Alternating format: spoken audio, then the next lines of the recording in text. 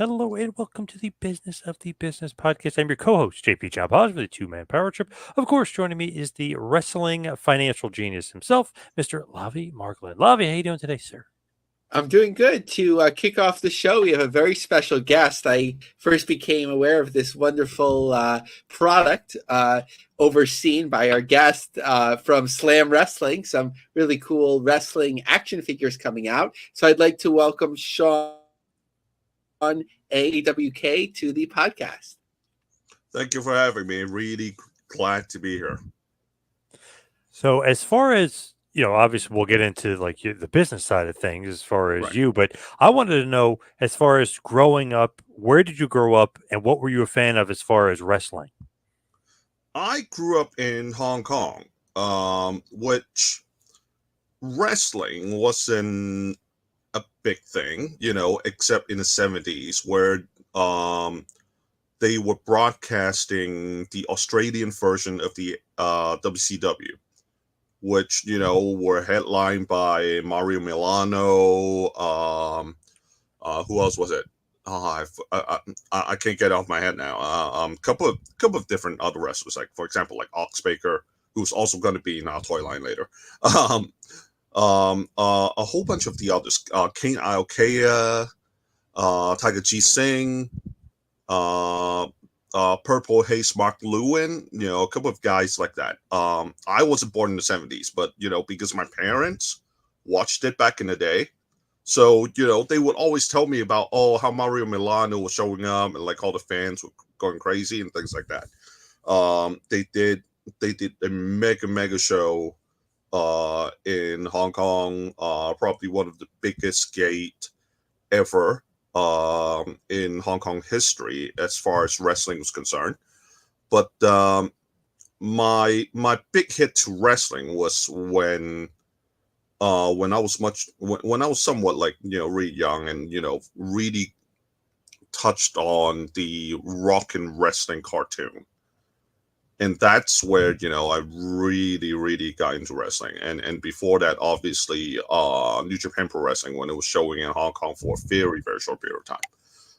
So with all that, that's pretty much my first love to wrestling. And I think and then what happened was WrestleMania 7 started showing up. They only showed 3 matches in Hong Kong, and Hasbro started having the action figures come out, in all kinds of areas and whatnot. Excuse me. Yeah, basically started from that. Eventually, I went to the UK. And once I got to the UK, it was just, wow, just everything wrestling.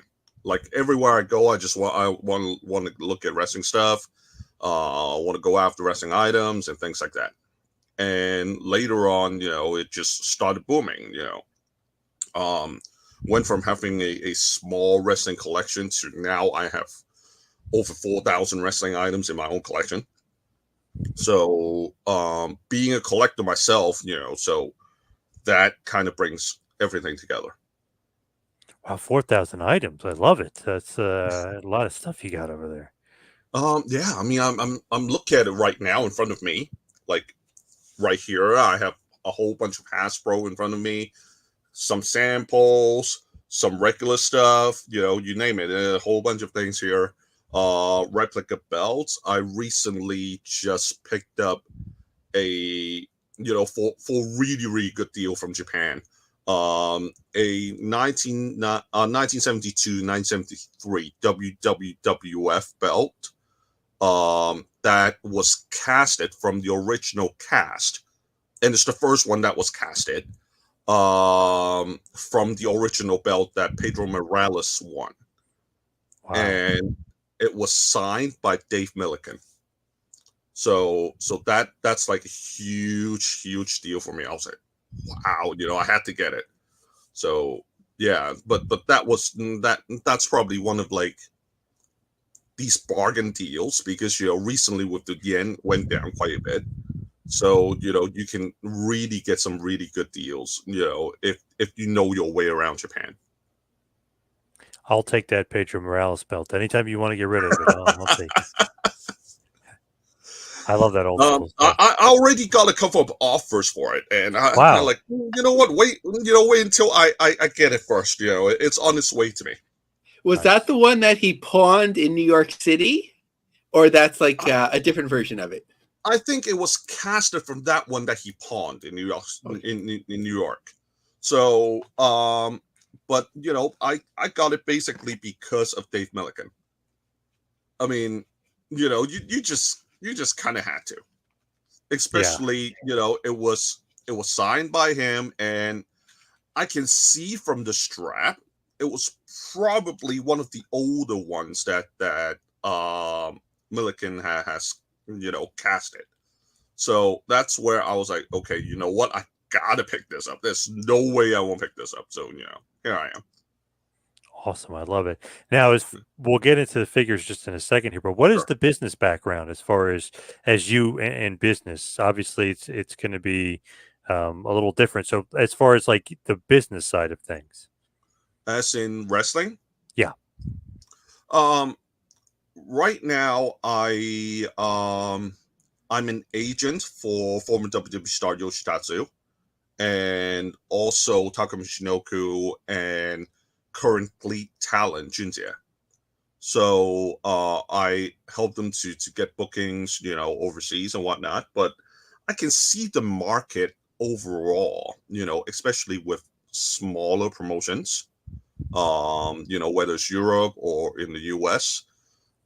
I sense that the overall market is not really as flourishing as some people think. And there are people saying, oh, wrestling is in is at a great period right now because there's so much to choose and whatnot. I don't think that. I don't think of it that way. There are quite a few promoters that I've talked to, and with the current economy, it's not they're not really doing that well. So, say for example, if you're trying to get a talent, say for example, a former WWE star, the cost for a former WWE star to appear on an indie show, for that amount of money, you can probably get a whole bunch of local talents working for way less to just fill up the show. And that's just how a lot of the independent promoters are looking at, rather than going after, say for example, foreign talents or former WWE stars. And I've seen that quite a few times. Interesting. So you obviously do have a strong background as far as the business side of things. What made you want to do the action figures and start producing them and getting into that side of things as well? Okay, this was a funny story. It started because I go to Japan quite a lot, since I live in China. It's like very, very close. And I became friends with Lance Archer, who is now in AEW. At the time, he was in New Japan Pro Wrestling. And whenever I go, I'll hang out with him all the time and whatnot. In fact, I think I was the first person outside of Japan that interviewed him when he first got to New Japan, along with MVP. And because at the time I was running a podcast in China, because I had this mindset where okay, you know what, WWE is going into China, maybe I could start something off to start with that. So I had a bit of connection back in the day with All Japan Pro Wrestling when Kijimuto was running it, and I'll interview their guys, and then I think eventually New Japan caught wind of it and allowed me to interview some of the foreign talents. So in that case, I was interviewing MVP and Lance Archer, and after that, Lance and I just became friends. So we were just having lunch, and after lunch we were just sitting, just relax a little bit before he had to do stuff. And I was like, you know what? Maybe I should I should do a toy line. It was just like that. It just came out of nowhere, just suddenly just popped in my head. And he was like, yeah, do it.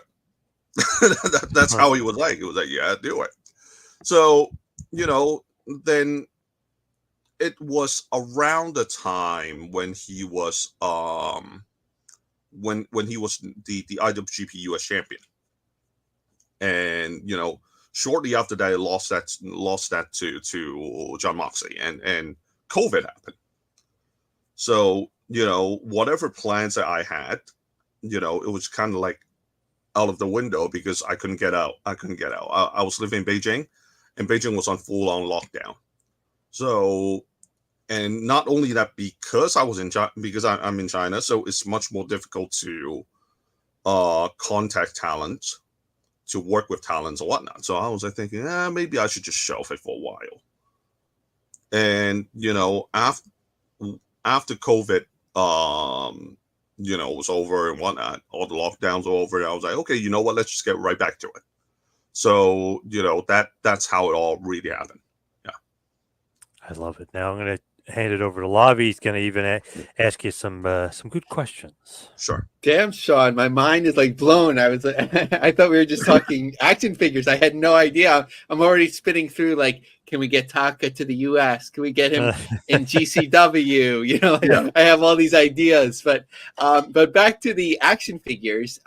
So I love the ones that I believe that you started with. I think the first one that came to market was Mantaur and then PN. Right. Like, how did you decide to, who to choose? And I'm sorry, I'm not sure if the timeline was. Were you working with Mike? I believe his name was Mike Halleck before he passed away. Was that deal signed? And then it was an unfortunate, obviously. Well, initially I was talking to Paul, PN News, and I was introduced to Paul from a common friend of ours, because he was like, because I was scrambling my head. I was thinking, who, as a small company, I didn't think I should, throw like, I don't know, say 20 grand, to WWE and contact Hulk Hogan for it, that kind of stuff. So I was thinking, okay, you know what? Let's talk to some talents. And at the time, I already signed Yoshitatsu. Because again, we became friends after convention in 2020 in Japan, and he was already on for the deal. So I was like, okay, I got Yoshi, but you know what? I need more talent. I can't just release one wrestler, right? So one of my friends was like, okay, you know what? I know Paul PN News, and I was thinking, hold on a second, he had a Galoof figure that didn't come out. So I was like, well, you know what? He hasn't had a figure come out. Maybe we can create something that will ignite some interest. So, after I talked to Paul and we agreed on the deal, then I asked him, because I knew Mike and him were close, and I was like, is there any way you can introduce me to Mike? So he went, yeah, sure, I can introduce you. And then I think it was a couple of weeks later, we worked out a deal with Mike. So they became the other two that joined the line. So yeah, and initially, because I knew Mantaur, as long as I do it right with the bullhead. I think I have the prototype here. Yeah. Oops, dropped the arm there. Yeah, I have the original prototype right in front of me. Let me just put the arm back on, because the original prototype is kind of weird, but here we go. As long as I did, I felt as long as I did the bullhead correct. Sorry,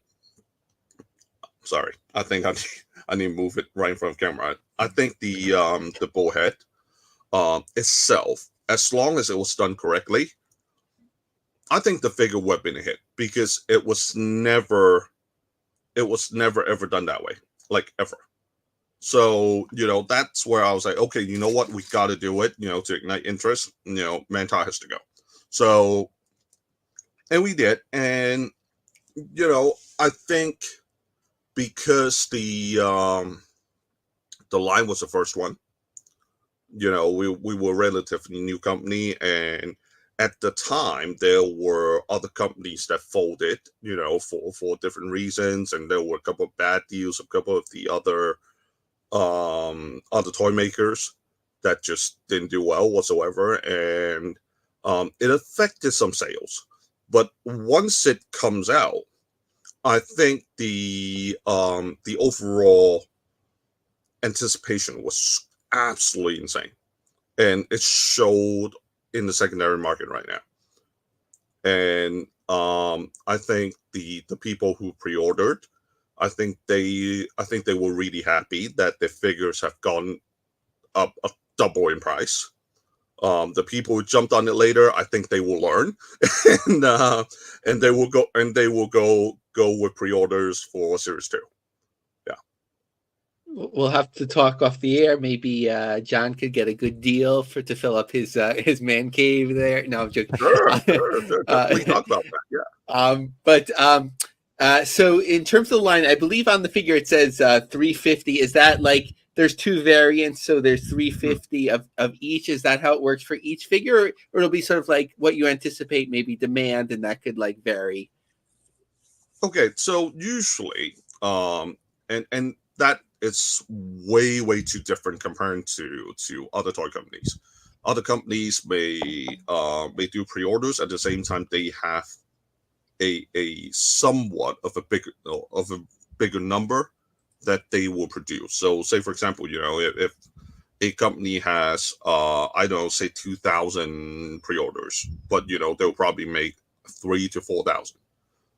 But in our case, because I understand the base of the KWK brand is a small company, there's no way around it. And I'll be the first one to admit that I'm this tiny company based out in China. So depending on the amount of pre-orders, we'll probably produce just a slight more. So say for example, in Mantaur's case, we had overall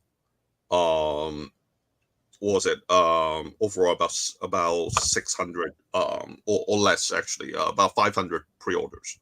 But we made initially 600. But because there was a packaging error, so basically the factory switched the two figures in terms of their production amount. So we had the factory make another 100 to make up for that number, so there wouldn't be any errors between each one. So and I'm still waiting on that 100 from the factory, which should be arriving at the end of the month. Those are pretty much that. And as far as something like, say for example, PNUs and whatnot, we had slightly over 380 orders, but we produced 500, and that's it. And if people were expecting that oh, you know what, he will be just another toy company that makes a whole bunch and whatnot, no, we're not doing that. A lot of the companies will do that, but that's not us. So however many we printed on the package, that's how many we're gonna make. Yeah. So I'd imagine, being in China where a lot of toys and other products are made, that Right. It helps to keep the cost down in terms of like finding the vendor that's local for you, and tooling. And I'd imagine developing a prototype can be quite expensive, to navigate, especially if it's a short run. Right. You know what? Honestly, we really, that's a perception that most people thought that producing in China is very cheap, and say comparing to someone, a toy maker in the US that finds a factory in China and whatnot. But right now the pricing is so transparent in the overall market that, even I'm based out in China, I'm pretty much being charged the same.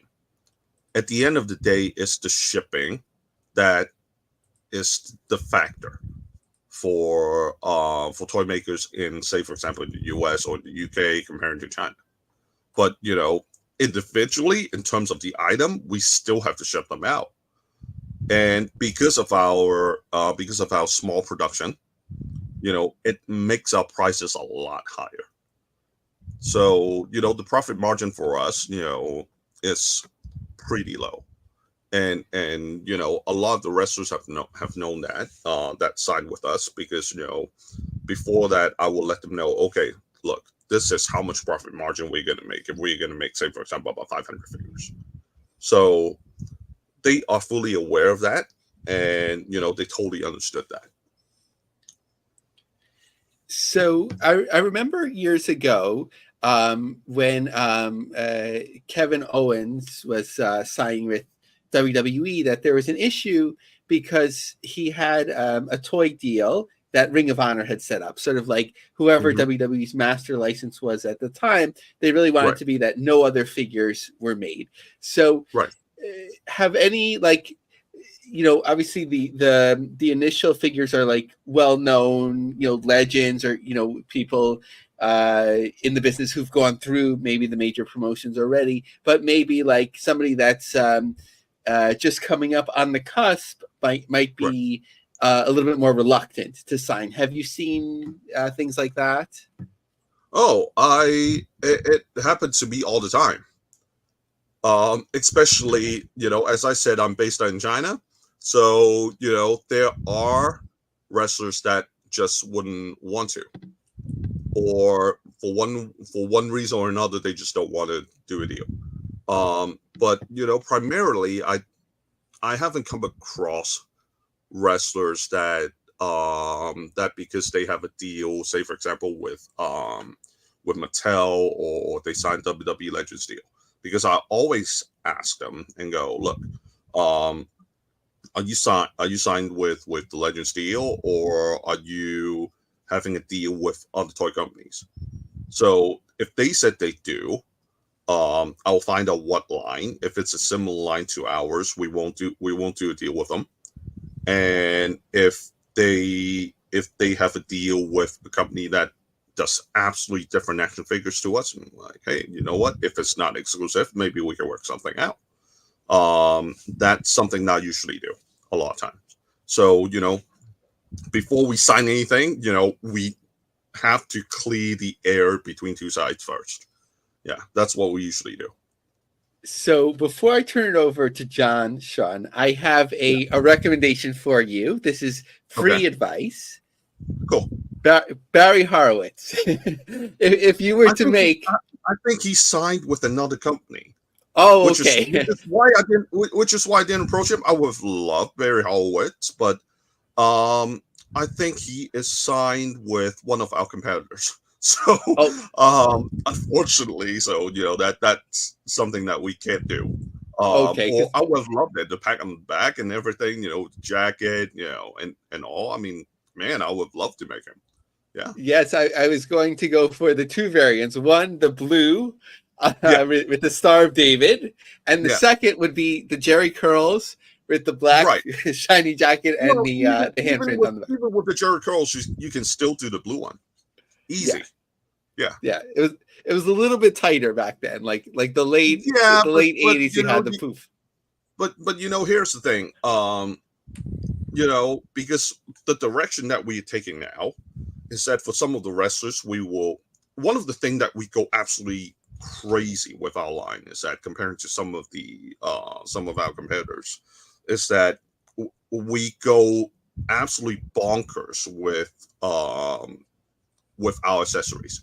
And I mean, who would go as crazy as this? Nobody would do as crazy as this. And for our figures, this is what we do.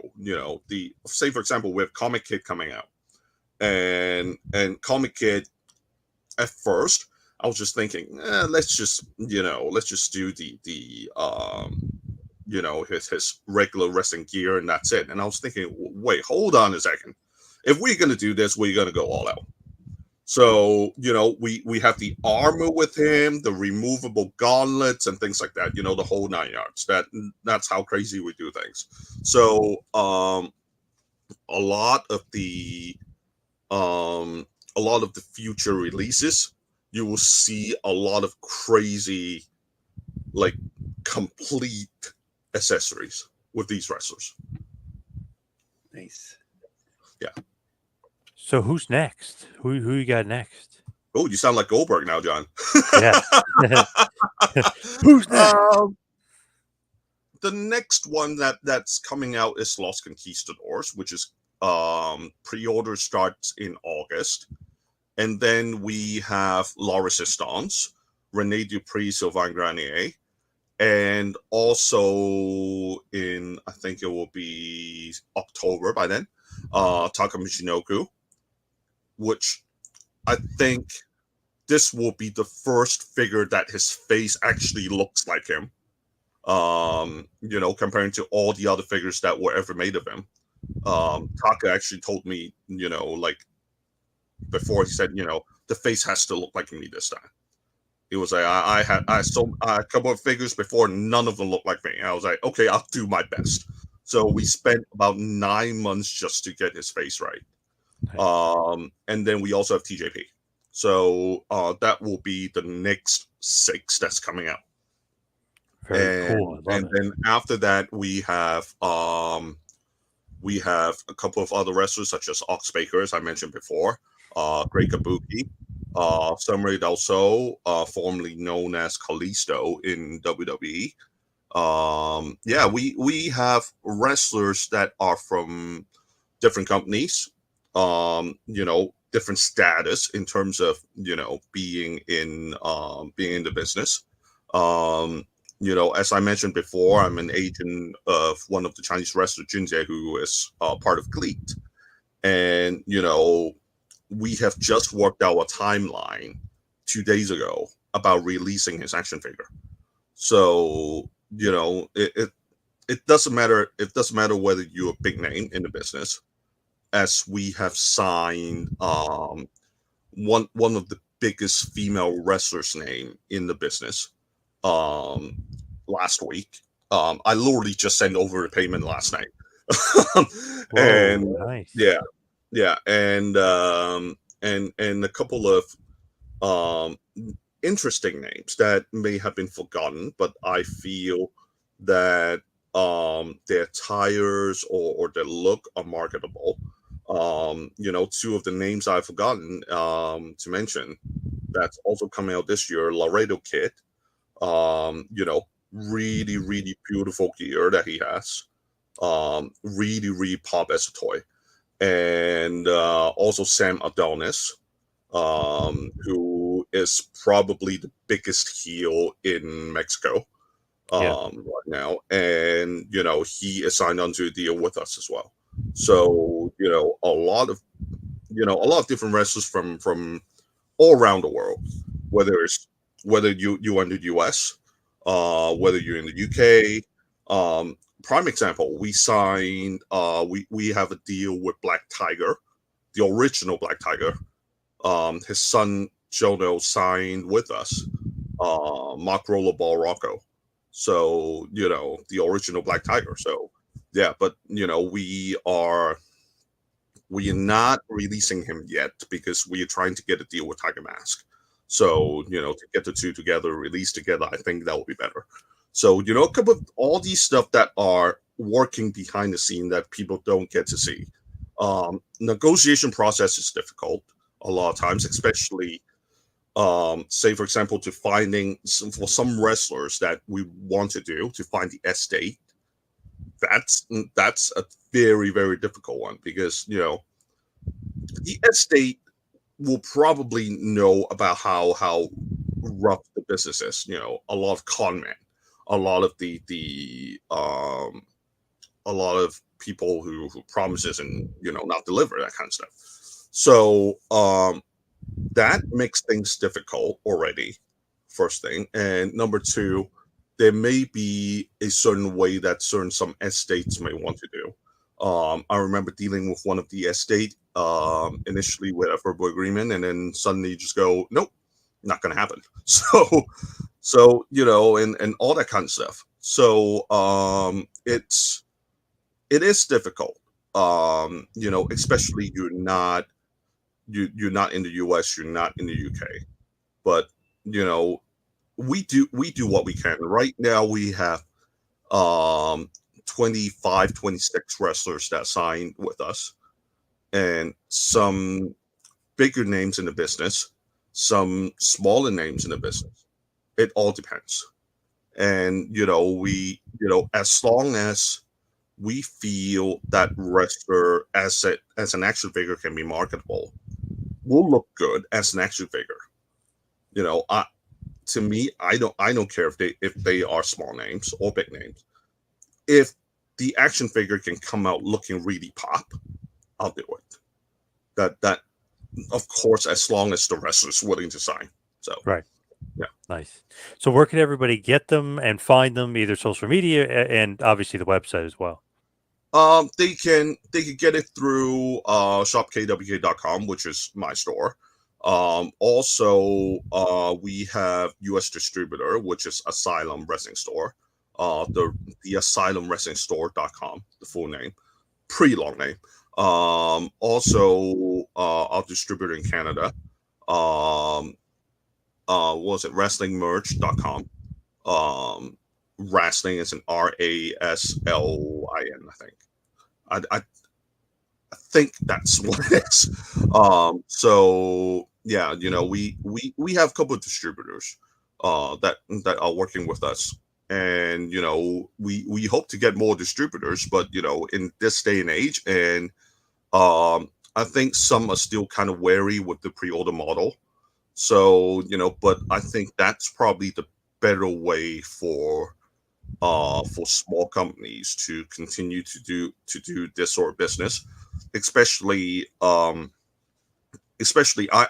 heavily influenced by the hardcore collector market, and especially with the Japanese side. So I don't know if you guys heard of Minicom, which makes some of these soft vinyl figures very, very well known. For example, this Ultimate Warrior, and they are made to order pretty much.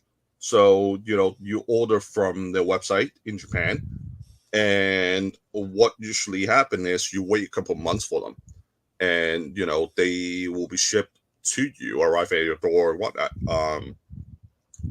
It's a very, very common model in Japan, and I really enjoy that. But even with things like T-shirts or things like that, a lot of Japanese companies do that, and I feel as a collectible brand toy, because it is exactly that. I think in terms of for our company to grow, I think that's probably the better way to do it, because then we won't have to worry too much about overstock inventory. And I'm one of those guys that hate a certain toy being flooded in the market. It's just not my style. And we have seen that with a lot of overproduction over the years from some of the biggest toy companies. And for us, there's no way that we should do that. One, it's not healthy for the company, it's not healthy for the business. Another reason is that it's just not feasible for us at all. So to do it in a way like we do, I think it's probably the best way. Yeah. Now, Shawn, thank you so much for all the time. I really appreciate it. Really, and I'm hoping all these figures do rocket busters and you keep making a ton of money with it. So good job so far, but good luck. a little bit of money, but not really that much. But I think I'll be okay. Thanks, Shawn. Thank you so much for all the time Take today, care. Shawn. Really appreciate it. Appreciate it. Thank you. Thank you. All right, Lavi, let's get to the news. Let's talk a little bit about WoW. We're talking about, PN news. We're talking about Mantaur, some of these awesome figures, but let's talk about WoW. Yeah, and PN News used to get a lot of crap, but I was a big PN News fan. The guy could move, charismatic. I Yeah, love he the was good. yo baby yo.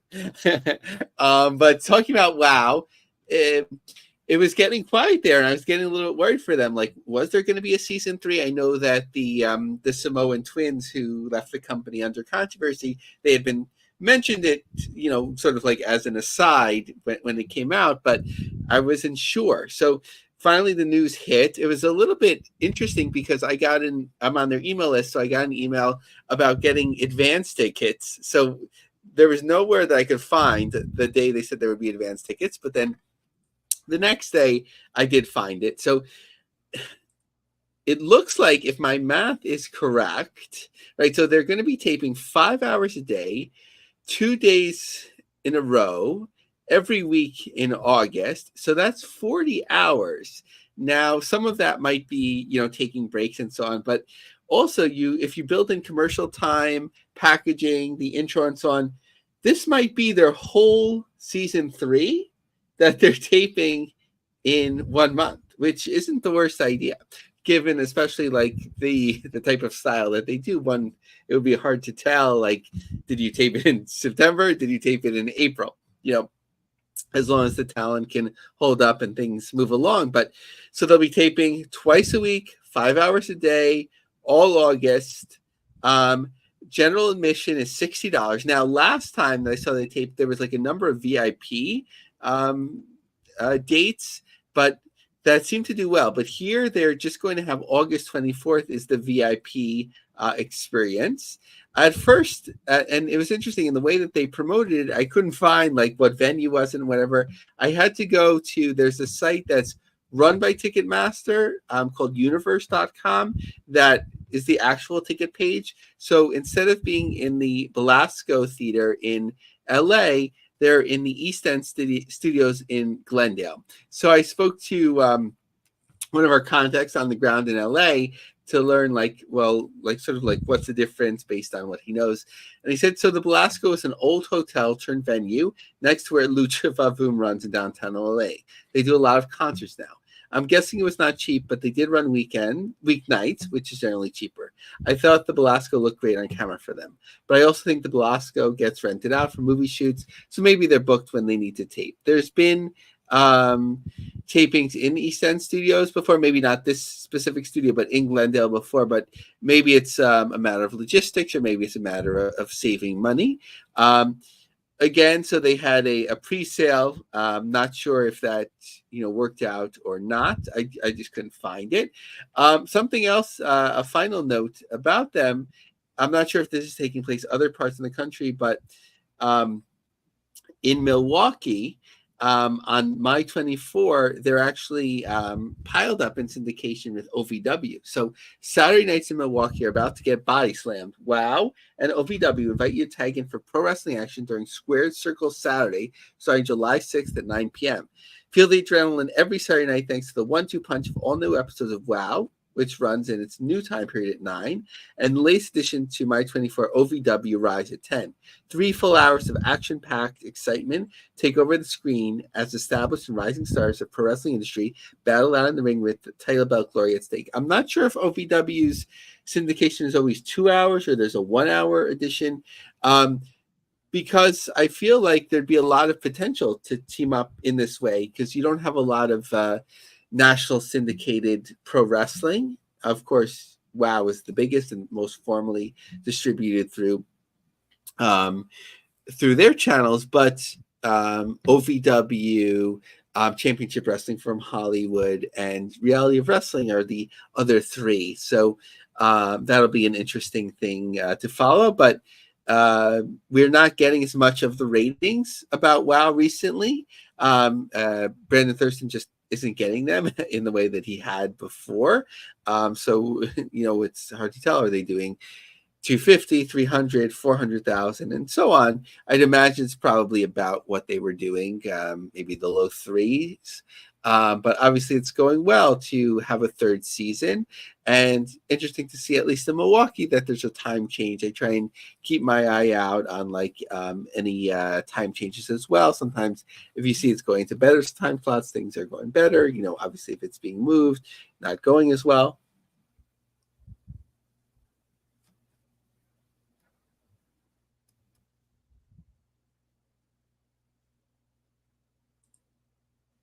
How about TNA? What's going on with TNA wrestling? So first, a few smaller things, and then really it was an interview with one of their management people. That's really probably the most interesting part about TNA this week. But TNA announced another distributor for Slammiversary, Iozot. That's a platform that they work with in the UK already. I believe MLW has worked with them with Iozot before. Now with Slammiversary, we keep getting different numbers come out. It's interesting. This guy, well, I'm assuming it's a guy, but Defiant 4441X on on X keeps tweeting out that Slammiversary picture, the one that I not necessarily that he took it for me, but the one that I had put out first. Also, when they expanded the tickets and no new tickets were put on sale, looked like a sellout. So he's kept that image, but there are more tickets for sale. So it's kind of like an awkward thing. But in terms of the ticket numbers, that he had that more than 3,600 tickets were distributed with less than 500 remaining. Now they're doing a lot of interesting events, and John, you shared this with me. Which I love to see. Slammiversary Week in Montreal features basketball, pretzels, press conferences, and more. TNA partners with the Montreal Alliance basketball team. Local restaurant unveils TNA slamming spicy pretzel. So a lot of food related opportunities. TNA Wrestling Slammiversary will be the company's biggest show in more than a decade. So on July 14th, Montreal Alliance basketball game with PCO and Mike Bailey to be there. July 15th, Wellington Street sign unveiling, official unveiling ceremony for the Welcome TNA Wrestling banner that will hang over the Wellington Street. Maybe if when they're done with that, somebody should go to the city and be like, hey, can I get that banner on a collectible item? This is one of my favorites. Tasting of the TNA slamming spicy pretzel and meet and greet. Montreal's favorite wrestler PCO gets the honor to taste test the slamming spicy pretzel, a first ever for TNA wrestling. I know PCO follows me, or had followed me at least, on X. So PCO, if you're listening and you can say, these pretzels are making me thirsty, you get a lot of bonus points with me. Tuesday and Wednesday, July 16th and 17th, PCO and Speedball Media Tour. So obviously, as we've talked about, smart to have the locals, and then a press conference in the Verdun Arena, including the superstar now, Joe Hendry. Press conference will be hosted in English and French, of course, given the market. Media and the public are invited. And it'll also air live on platforms. They're also having an autograph session. So that's all the lead up. But most interestingly is this guy, Rob Kligman, was on Essential Sports. He had worked for WWE, and it was a pretty insightful interview, sort of where TNA is pointed and some of their expectations, and maybe some of the expectations on him, which aren't easy ones. So, and bodyslam.net did a wonderful job of transcribing some of the most salient points. So thank you to the team over there. So the opportunity to revisit being around the wrestling organization was something that really interested me, he said about Anthem. I was also looking for a property that was looking for growth. I think this day and age, there's a lot of consolidation. And for me, the opportunity to, one, be within wrestling, which is where I spent 8 years of my career and really flourished. Two, the opportunity to also get into a female area where I'll be working with Invicta. Three, the opportunity to be with something that we're talking about, the Caitlin Clark effect, which is really pushing female athletes in sports to the next level. But also be in an arena that's truly, truly growing for me. So the combination of both has really made it appealing. Okay, so here's a key point. Distribution is something we're looking for from an Anthem Sports Group perspective as we look at TNA. I think OTT is not going to be the end factor. I think we're going to look for a distribution deal that's going to be both OTT based, but also broadcast based to give us the largest audience possible. So this surprised some people because they're like, well, wait, no, they own access and so on. But I do remember a couple of years ago, Scott D'Amore was like, yeah, no, we're open to, other networks and so on. So obviously they did a deal with, in fact, on CBS Sports Network, even though like the name CBS Sports sounds like it would be bigger, CBS Sports Network isn't even Nielsen rated, meaning that they don't pay to have Nielsen rating. Most of what they have on that station is kind of lower level. So I think actually being on access would be stronger. So they'd have to probably find something else unless they can, air the programming as well on CBS Sports. I'm only speculating on CBS Sports. Rob or no one behind TNA had mentioned it related to TNA. So we both have historical realms behind each brand. The brands can both speak for themselves and stand for themselves. So it was interesting. The interviewer kept talking about like, I think he was using the words the merger, making it sound like WWE and TNA was correct together. And Rob never corrected him, but obviously it was more meant as like a partnership. Right now, the difference really is the distribution mechanism that WWE uses to push their content out versus what TNA does. Right now, we're focusing on getting the distribution even larger than it is for TNA. Okay, so this is interesting between what Rob feels like the difference between WWE and TNA is. That's the differential point. The production is the same quality. The content is the same quality. The difference is the distribution. So people could take that as they want. That's one of the big reasons why I came on board, was to help the distribution, work with our team internally, and lock in opportunity for the fans to see it worldwide. That's the ultimate goal. So a lot of, not necessarily that he's under pressure, but a lot of pressure for Rob to have to sign such a deal, because it's not an easy thing to do. Basically, Ring of Honor looked for its whole life as a company. That's where we see the difference point between WWE and TNA. It's simply distribution, because when you look at the content, the production is spot on. The content and the characters are spot on. So once we get the distribution deal, I think you're going to see a little bit more of an even keel between the organizations. As far as New Japan is concerned, it feels like they've got a lot going on, and Access TV, speaking of TNA, is back on the plate.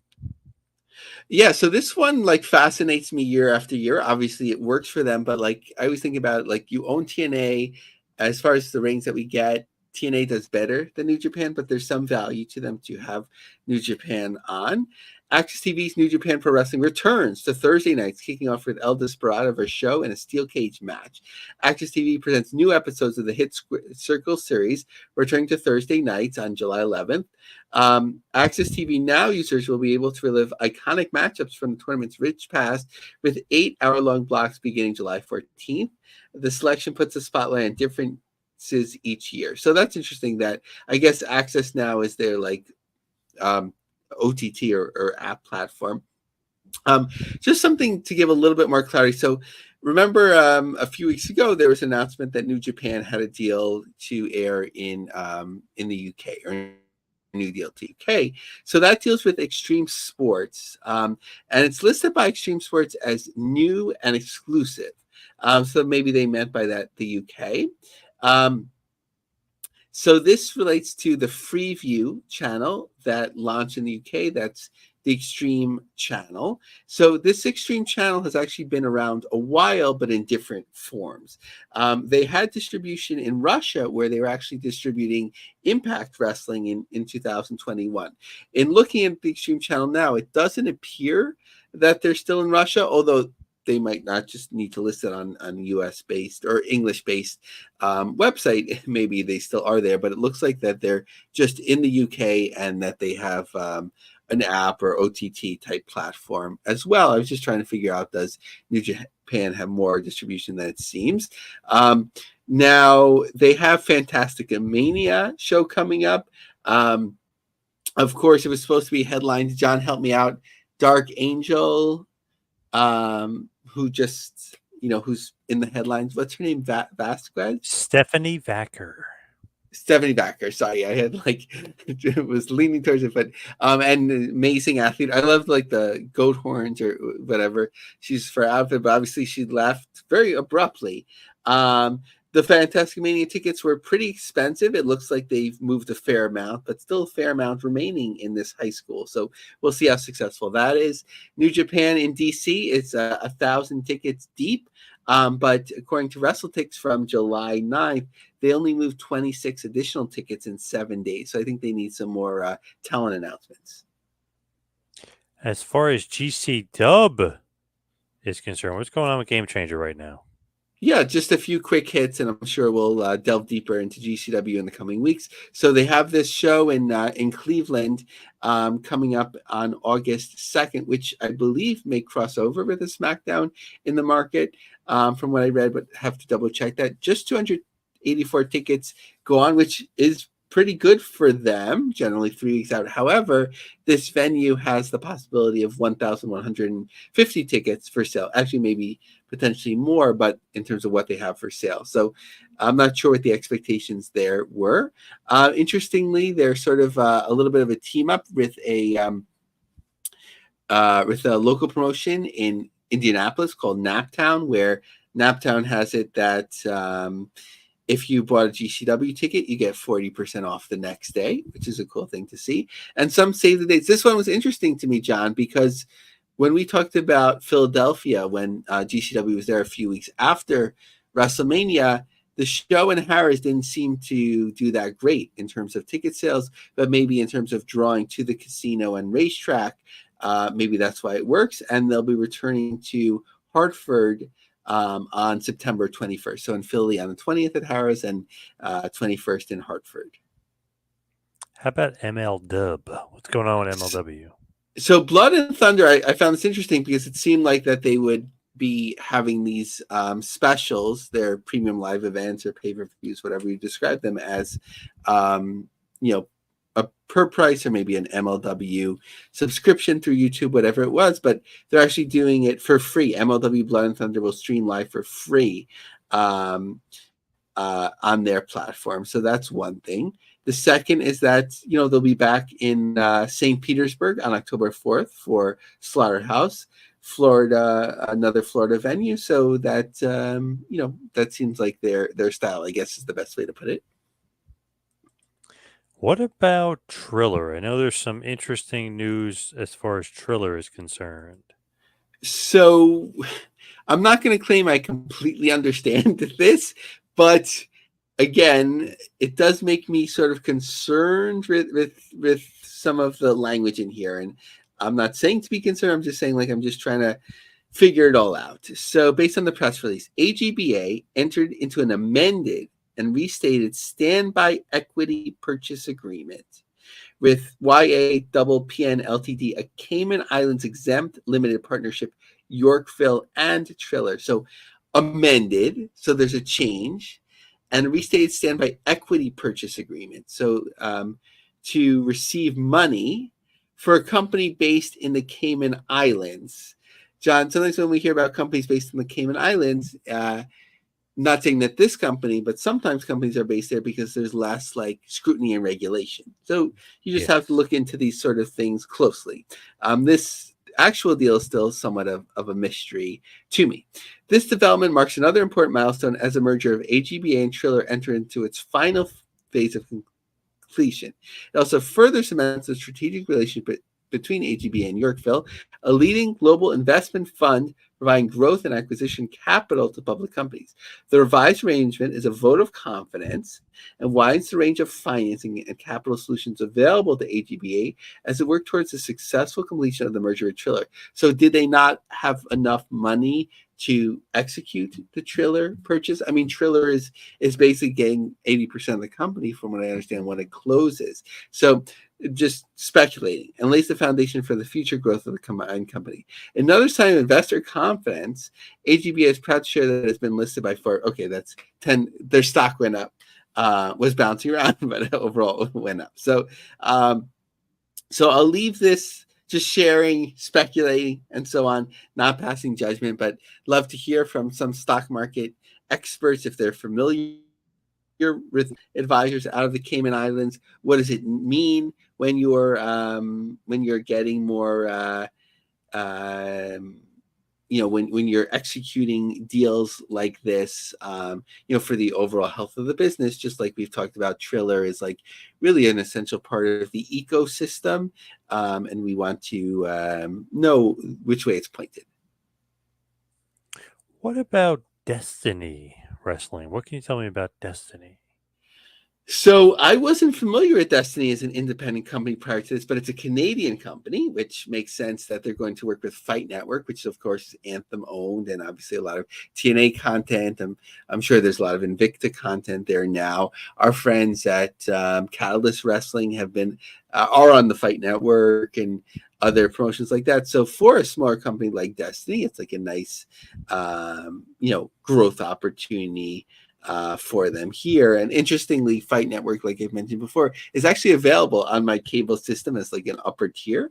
I've never subscribed, but it's only on a few in the US, but I think more so in Canada. But also they have international distribution as well, like in Turkey. What about House of Glory? So House of Glory with Master P is always something like to watch, and looks like they've been expanding sort of like fortuitously with their relationships that they have. I believe Shane Strickland came up through them, or at least is well affiliated with them, and being AW champion, he's still regularly with them as long as I guess his schedule and interest allows. So they're going to be. They debuted in the Boston general or broader Boston market recently, but now they're going to be debuting in the Chicago market in Logan Square Auditorium on September 5th. And finally, one last story, WPW in Winnipeg. Yeah, so again, I think I said last time I had to do more research. I admit I haven't done more yet, but WrestleTix is following this, and it seems like they've been doing this for a couple of years, this Rumble in the Burt. And setup of 1,245 seats, and they've moved 844 so far for this show on October 24th. So really impressive and something to learn more about. All right, great stuff, Lavi. We got to check out those KWK action figures, of course. You can follow me on Twitter and Instagram at 2Man Power Trip. Lavi, what about you?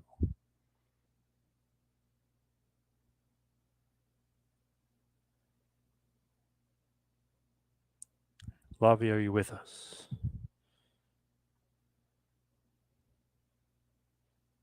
Are you with us, Lavi? Industry. I've even been sharing job listings on there. Nice. Awesome. All right, Lavi, thank you. Thank you to Shawn. Thank you, everybody out there, for listening. See you right back here next week for a little business of the business. We'll see you next week, folks.